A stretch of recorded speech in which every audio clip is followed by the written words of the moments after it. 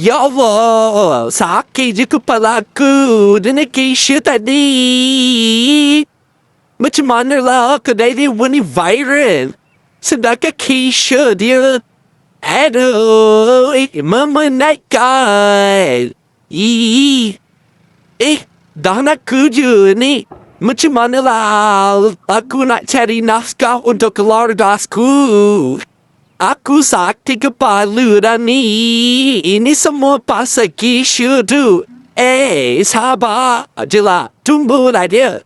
Oh, inilah kedai viral tu. Nak try lah kedai sampai orang makan 5 juta pinggan. Ini peluang emas. Ada tempat kosong tu. Cepat. Letak barang.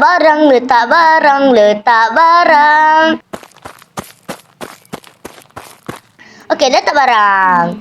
Ambil phone lah. Takut nak bayar. Nasib baik Mama bagi duit.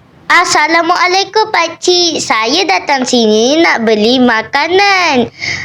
Kan ni kedai viral. Katanya makan sampai 50 pinggan sekali. Okey, dia rambut hitam, seluar hitam, kasut hitam, nasib baik mau kedai hitam. Jadi sekarang ni anda boleh order apa-apa. Dia boleh order anda di kedai. Hendak awak minta. Jangan ambil hati ya, suka hati saya lah. Okey, boleh order deh. Boleh order. Okey bang, saya nak nasi goreng satu je. Air tak apa, saya dah bawa botol air. Satu je tau bang. Nak makan. Maaf dik, kat sini tak ada nasi goreng. Kami tak jual nasi goreng dik. Tapi bang, ini kan kedai. Kedai mestilah ada nasi goreng bang. Bang ni kalau nak menjual, kenalah tahu setiap kedai mesti ada nasi goreng.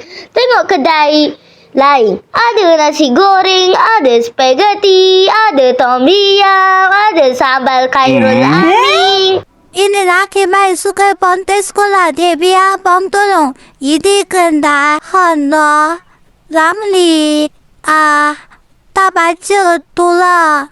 Suka sangat ponte sekolah. Amboi, sonoknya mengatur orang abang. Oh, sorry. Alah, tak sengaja. Biarlah, bang lau ngatur lah. Abang tak boleh tak mengatur lah. Okey, dia sudah siap. Total RM10, 30 sen. Dah siap dan mahalnya. Itulah dia suka ponten sekolah aja. Tak dapat ke sini RM5, 30 sen. Lepas tu abang tambah RM5 lagi sebagai denda suka marah. Orang yang handsome macam abang. Perasan. Yelah bang, biar saya bayar. Pakai Sarawak Pay. Saya pun dah download Sarawak Pay. RM5.30. Kan abang kata bayar RM10.30. Tak apalah. RM5 tu bayar kai Sarawak Pay abang. Biar abang kaya. Macam manalah kedai ni boleh popular. Keisha dia pun. Kerja tak berkah. Aku kaya. Yeah. Sorry deh. Dah syuk. Baik saya lari dulu. Daripada Keisha ni jadi monster tamak. Saya dia semoga tak kenyang. Dan engkau pula semoga tak dipermurahkan rezeki.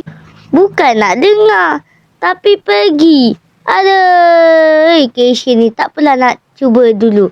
Ini penting ni. Wow. Kalau rakam ni letak kat status ni, mesti ramai orang tengok status. Yalah. Nak letak kat status lah, nak letak kat gambar. Sekejap. Ni dulu tangkap gambar. Ya. Makan di kedai Ramli. Tangkap gambar lagi. Okey, dah posting. Bismillahirrahmanirrahim.